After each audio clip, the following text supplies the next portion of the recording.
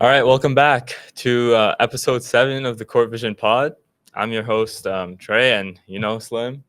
And we're just going to be breaking down our thoughts on this finals we have here 2-2, Indiana and OKC. Makings of a classic right now. Yeah, every NBA, game has close been game. very entertaining to watch. Super. Yeah. Aside from maybe game 2, but Oh, yeah. you're allowed one bad game. Yeah, The exactly. other 3 have been near classics. Yeah, for sure.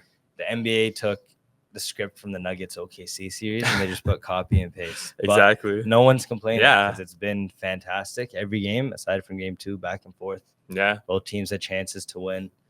But we're 2-2 right now going back to OKC. Yeah, and if we don't get 7 of this series, I'll be surprised. This series has shocked a lot of people already by being this close. A lot of people had doubts about Indiana, but here we are. They're keeping up, if not making their mark against OKC right now. Yeah, I mean, coming in, we both had, I think, Thunder in 6. Yeah.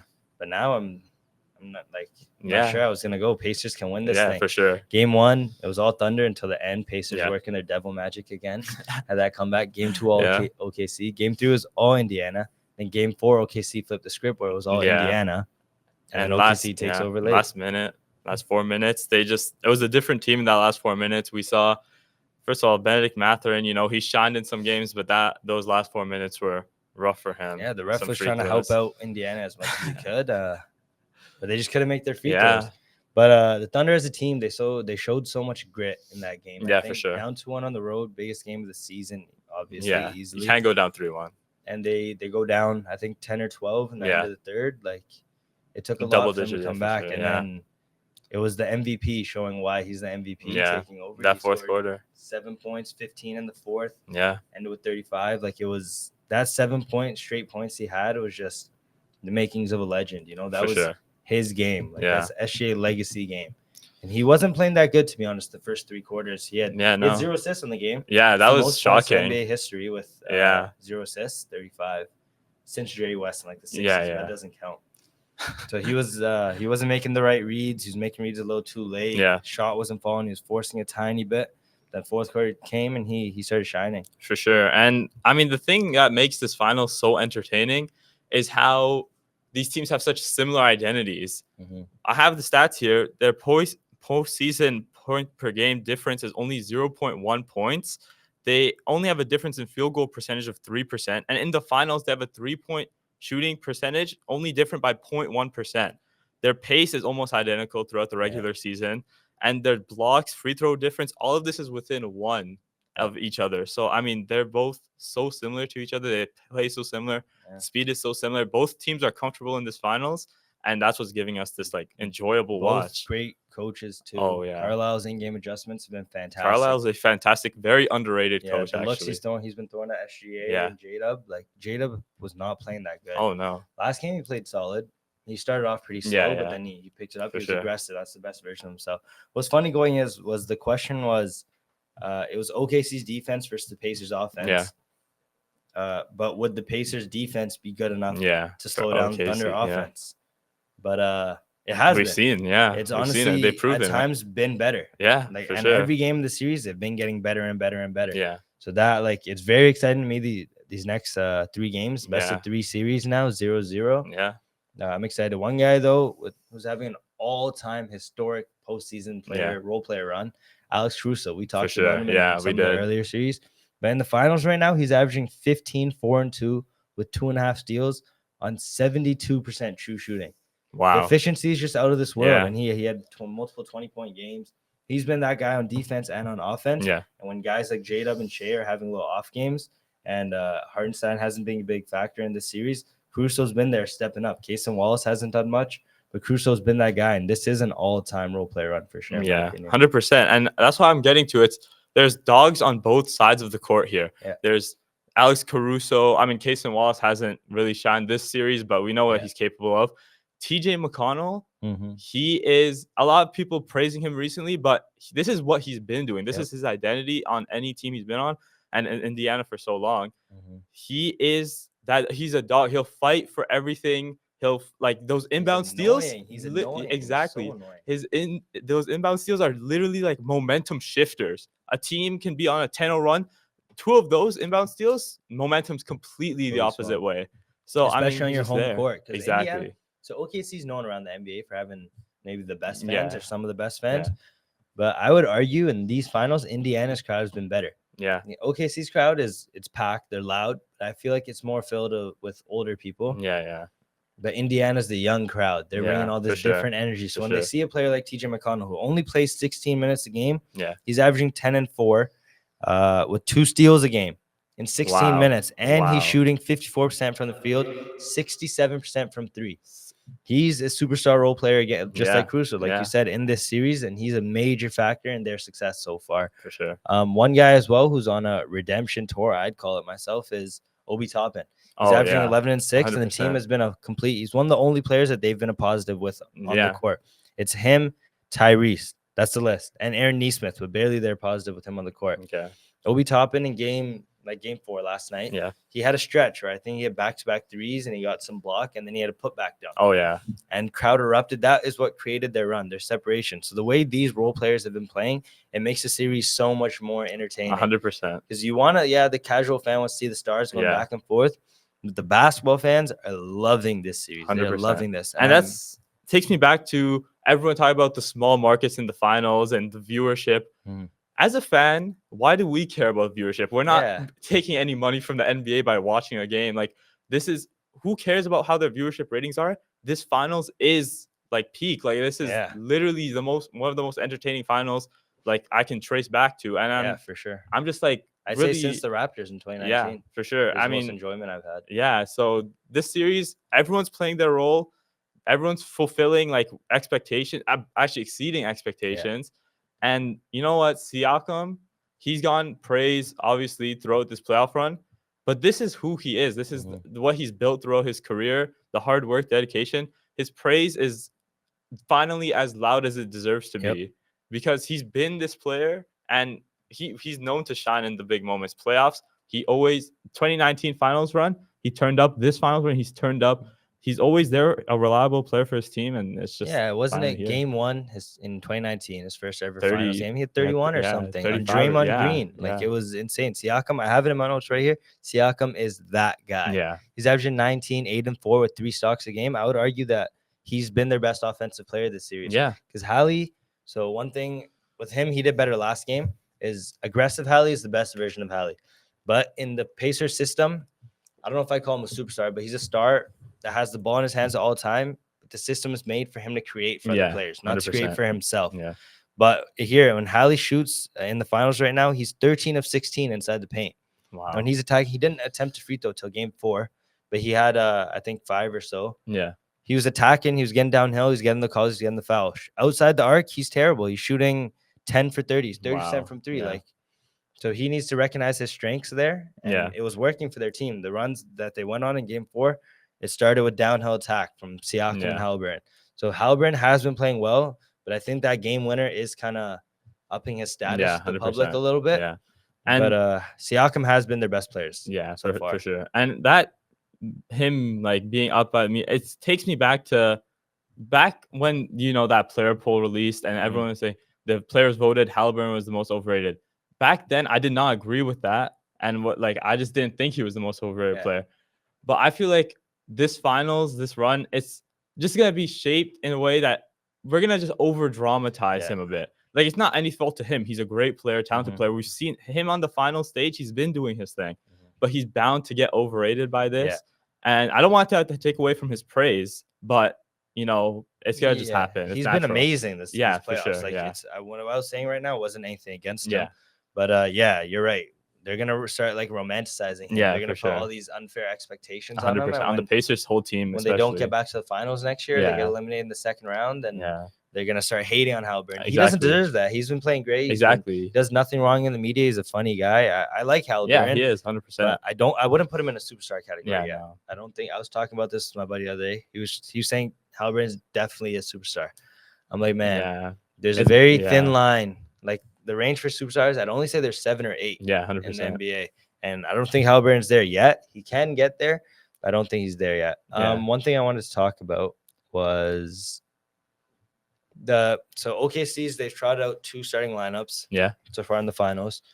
But in the So game 1-3, they came out with a different one than what they were using at the start of the playoffs. They ran Shea, J-Dub, Cason Wallace, Chet, and Ludor. Cason Wallace came in for Isaiah Hartenstein. So I saw a lot of people on Twitter like upset, like why were they doing that? And then game 4, they come out with this 2 big lineup, and it showed Mark Daigneault's a genius. Like he knew what he was doing. So with the 2 big lineups, when Chet only plays, no iHeart, they have a 15.2 net rating. Wow. When iHeart is on and Chet's off, they have an 11.1 net rating. When both are on this big lineup, they only have a 2.7 net rating. Their offensive rating falls down to 107.4 from 119, and defensive rating is 104.7, which is good, but it's not like Thunder can be better. Yeah. So iHeart, the issue with him is he's a good big, he's mobile big, but he cannot switch as well with these young Pacers guards. Yeah, for sure. The Pacers offense is it flows so well together, and they're always moving the ball. iHeart can't switch, and he's too slow rotating out on the closeouts. So I think Mark Daigneault recognized it early. Yeah. But what he went with instead of the 2 big lineup wasn't working either. So he resorted back to the 2 big lineup. But I think coming into the next game, they have flexibility. One thing I honestly would do, I would consider, I wouldn't do it, is Kenrich Williams has been massive in his minutes. Yeah. So I'd either bring him off the bench early for a couple minutes or just start him for a couple minutes. Him or Aaron Wiggins, but I like Aaron Wiggins as spark off the bench. So one idea I would throw out is Kenrich Williams, because he played a lot in game 4 and he was playing good, solid minutes. I test around that. Isaiah Joe's been great off the bench. But Isaiah Joe has lit it up. They don't. He has a very short leash because of the defensive ability, but he's a good defender. It's just the same thing. Yeah, they're too slow at playing team like the Pacers. You need smart defenders. 100%. You need guys that can anticipate and know what they're doing. So guys like iHeart and Isaiah Joe, who aren't technically bad defenders, Joe kind of is, but he's been better this year. They'll be able to be exposed. Yeah, I mean, game 1, I feel like even though it was a loss for OKC, it was one of their best defensive showings. Yeah. The turnover difference, like that game. I mean, Halliburton just he does in the fourth, but like just the way that they structured that defense, Daigneault led that defense. Like it's just like it's great to watch. And you talked about it, Indiana has just matched it. Yeah, and that's even like greater to watch because this battle of coaching and like rotations, everything, it's something a lot of fans don't think about, but it's literally the key to winning this finals. And the better coach will probably end up winning this finals. I think this is, for pure basketball watchers, this is, like, as we were saying, the most enjoyable finals in a long time. What was I gonna say? You made a point about something, but I'm forgetting what I was gonna say. I mean, just like a quick side note, a lot of people ask me because like we post these some clips from the pod, obviously everyone knows, on Instagram, TikTok. They ask, why do you have so many Pacers videos? Like the Pacers, like they're not like that big of a team. Like why are you posting them so much? And first of all, we're not in it for any market. Like we're not a big market, small market. That doesn't matter to us. We're just here to talk about basketball. Yeah. And the Pacers are a team to talk about because first of all, they started 10-15, and that start with it, the change came from no notable transition. They didn't make any big trades, they didn't make any signing, fire a coach and hire a new one. Nothing happened. The change was just within them, and that's what speaks to me. And I looked up a stat: 10-15 within 25 games. That is the worst start by a team to make an NBA Finals run and have a chance for a championship. The last champion that won 25, that had a worse record within 25 games, there is none. The worst record is 14-11 from the 05-06 Heat and the 1954-55 Syracuse Nationals. That's crazy. So Indiana is unprecedented here. Yeah, I have it written down. They're 48-20 since January 1st. Yeah, that's counting last night's loss. So coming in, they're 48-19. Yeah. They're 14-6 in the playoffs so far. So they turn that level. And we mentioned it earlier. It was one of our big points. They play super cohesive. Exactly. They play for each other. They don't play for themselves. They play for the name on their chest. They play for the team. And that's the right way. That's the right way to play. Yeah. One guy I also want to shout out to quickly is Chet Holmgren. Game 1, him and J-Dub played terrible. Yeah, they got a lot of hate. For sure. If you're not box score watching, you're just strictly watching the game. Outside of game 1, Chet has been phenomenal. 100%. In the last 2 minutes last night, the close game with Thunder making their run take over. The Pacers were getting downhill, trying to target Chet, trying to draw fouls. They were 0 for 4. Yeah. Targeting Chet in the last 2 minutes. So crunch time, clutch time, Chet showed up on defense and on offense. Yeah. Attacking downhill when he's off the dribble or off cuts and stuff. He's been unstoppable so far in this series. Yeah. So I want to see more of the Thunder's big three take over these last couple games. Like you've seen, I think I don't want to underrate Rick Carlisle, but I think you've seen almost all that you could see from that Pacers defense. Yeah. And now it's just going to be them randomly throwing out these different looks that they've already used. So I want to see how the big three adjust to these 100%. To these looks that they're getting. And I think they're very capable of taking over it. And honestly, from an unbiased standpoint, I think Thunder take the next two. I mean, at this point, we really don't know what we are going to see from this finals. Like these games, you could watch the first 3 quarters and literally anything can happen in that fourth. So obviously that could completely happen, but I just don't see a world where this doesn't end up in 7, because the way that like this big 3 and OKC isn't proven, right? This is their chance to be proven. And that, for me, that lack of experience is like their biggest downfall. Yeah. So either they prove it and they do win it in 6, but I think in game 7, like if it goes to a game 7, I don't have any problem saying Indiana will just take it. But the Pacers aren't proven either. It's the same side. It's only Siakam. But I mean, they've made more playoff like runs and more experience than an OKC team. I guess like the ECF last year. Like, I mean, that means something. Yeah, right? I think though the Thunder so far this playoffs have had the harder road to the finals. Yeah, I mean, Pacers are good. Like they're amazing. We've talked about them since February. Nothing against them, but I think the Thunder at this point are getting a little underrated because they are shooting. They made like 3 threes or something last game. They had like 8 assists, so they're nowhere. They're not playing anywhere near their potential. 100%. And they're 2-2 in the series right now. So one thing needs to click. And these guys think like if they shot 3. I don't have the exact number, but I know it's 3 for a lot in game 4 from 3. So imagine they made 5 more threes. Yeah. I mean, that's a 15-point game. And they won by 5 already or 7. Yeah, I think 7 or something. 7. So then be a 20-point blowout. Yeah. So OKC just they have to clean up the little things. As J-Dub said after game 3, it's the unforced errors. Yeah. It's the errors they're making themselves. They clean up those a little bit. And I think it's their series to run away with. But on the other side of the ball, Hallie, Siakam, they aren't shooting well from behind the arc. Yeah, they aren't. So those guys, if they start hitting a couple, then it's a dangerous series both ways. But I trust the Thunder more than I trust the Pacers. Nothing against the Pacers. I just think the Thunder are that good. Yeah. I mean, the thing about this series also, the Stars they've delivered, but like they haven't hit that next level. Yeah. Like even Shea, he's had big performances, but they're inefficient big performances. The big like J-Dub, Chat, like, you know, they're doing their thing, but they haven't elevated much in this finals. So with Tyrese and Siakam, like the big reason this series is this entertaining is the role players. And I want to see in the next 3 games or however many it goes to, that everyone take that jump, because this is when it counts. This is your a lot of people's career is going to be made on this stage right here. Yeah. Siakam's the only champion, the only person to even make a finals. I mean, except for Alex Caruso, but like the only star to be in this position. And this is career, like legacy cementing here. So let's see who can. Yeah, J-Dub, he's been getting better game by game, same as Chet. But what I want to see from him, which he did well in game 4, was I want to see him be aggressive, look for his shots as well, because what that also creates is it takes the pressure off Shea. When J-Dub and Chet get rolling, hitting their shots, then it creates more looks for Shea as well to be able to do his thing. So when we've seen it all throughout the regular season, when all 3 of them are firing, that team's unstoppable. Exactly. But I'm super excited to see what goes on there. Yeah, 100%. Yeah, but moving on 2 weeks from now, I think it's June 28th, the NBA draft. Yeah, big draft this year. Big, massive draft. Tons of talent. Like even like borderline lottery teams, you're still getting a really solid player, and I'm really happy about that. March Madness just showcased how many talented players we have in this class. And there's a lot of teams that have a lot of things to do this offseason. So I predict there's going to be a couple of decent draft night trades. 100%. And even if like I predict a lot of these contending teams will trade, or not the contending teams will trade out of the first round just because there's so much talent to recoup maybe 2 or 3 second round picks. Exactly. So they trade in out of the end of the first, like the last 10 picks, get 2-3 second round picks, and they're still good players in the second round. So there's a lot of doing the same. But we are Toronto Raptors fans. Yeah. So I want to highlight more specific their draft targets. So I think we each put 2 or 3 down. Yeah. I want to say though, coming into this offseason, the Raptors only have 2 free agents, Chris Boucher and Garrett Temple.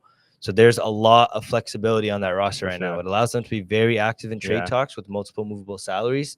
And they've been in rumors for Giannis. They've been in rumors for all these other guys. One, I want them to target on my shirt right now. Melo Ball, Trae Young. There's a lot of different things they could do. We'll go one by one. I have. You can start us off. So I put mine in 3 categories. I went intriguing, very intriguing, and then perfect world. Okay. My intriguing prospect, who coming in like right after the season, I was like, yo, this is the guy I want. And I mentioned on one of the other episodes is Kaman Malawach from Duke, the center. Yeah. He's also on mobile big. He didn't show it at Duke, but there's a lot of workout videos that are coming out with him. Everyone can shoot in an open gym, but he's hitting shots in team workouts, for sure. Catch and shoot off the dribble, everything. There's a lot of upside with him. Yeah, 100%. He has the same measurables as a player like Rudy Gobert, but he has better and more active hands. Yeah, he's a lot better moving. But his intangibles, all his like game within the game aspects, are all based on potential. Yeah, 100%. Duke, he was a backseat role. So he didn't get to showcase his own talents, his defensive versatility as much, just because they didn't need him to. So when we talk about him and when we scout him as a player, it's all about what potential. He can get to, not what he is right now. Yeah. So as a guy for the Raptors, as we've seen over the years, they've never really developed a center. Yeah, like Valanciunas developed, but Valanciunas kind of was what he was when he came to the league. He only developed a 3-point shot, and then recently Jakob Poeltl. But most of his development came at the Spurs because we traded him when he was coming off the bench.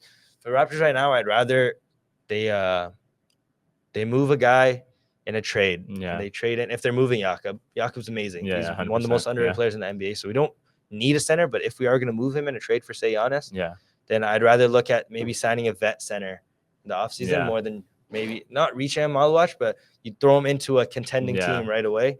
And if he doesn't succeed, you can't be upset at him. Yeah. Because he has a lot of potential. Yeah, the NBA, I mean, the Raptors, especially, like, you're right, the big development, I mean, especially in this, like, current state that we're in, like, the only bigs that we had recently, that drafted, Christian Koloko, I mean, these guys, like, Ulrich Chomche, like, that's early on. Honestly, he's kind of the same as Malawach. Yeah, exactly. So I think you focus on the center that you're building. Mm-hmm. You have a 4, movable 4, like Mogbo.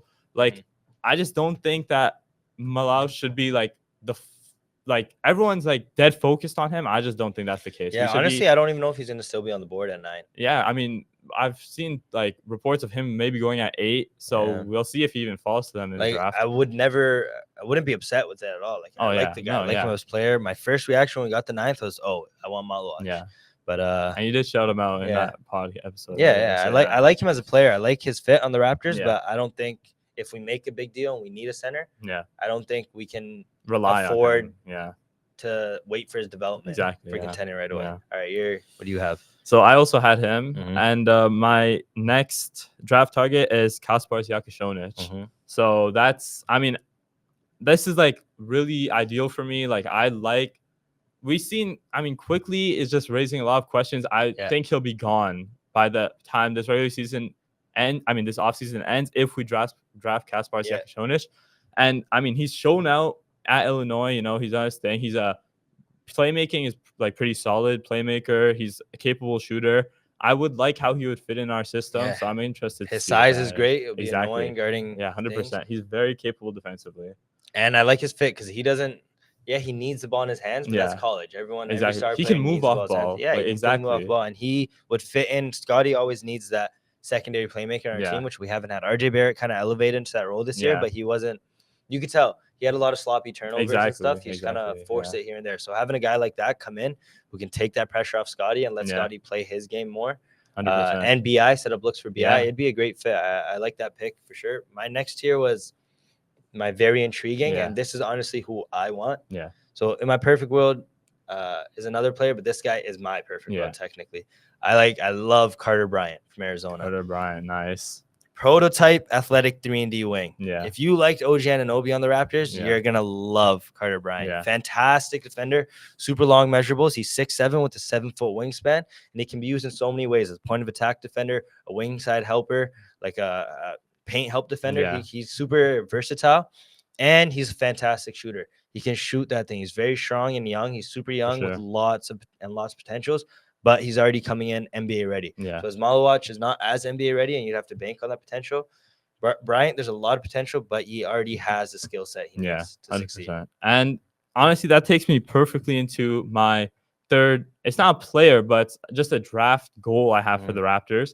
And I like the pick only if they make a move this offseason to get rid of like an RJ or another forward, because I'm done with seeing them draft these like, or just plug in these wings and just expect it all to work out, right? They have to like let something go right now this offseason if they want that growth. So what I don't want to see from the Raptors is just throwing in another wing into the mix and not properly getting rid of or making space for that wing. It's gonna ruin their development. It's gonna ruin the Raptors system. There's just no space for that many wings. I fully agree with you. I fully agree with you. And all the reports coming out are saying the Raptors are active. Masai we trust. Yeah, exactly. Masai knows what he's doing. He's one of the better general managers or presidents in the league.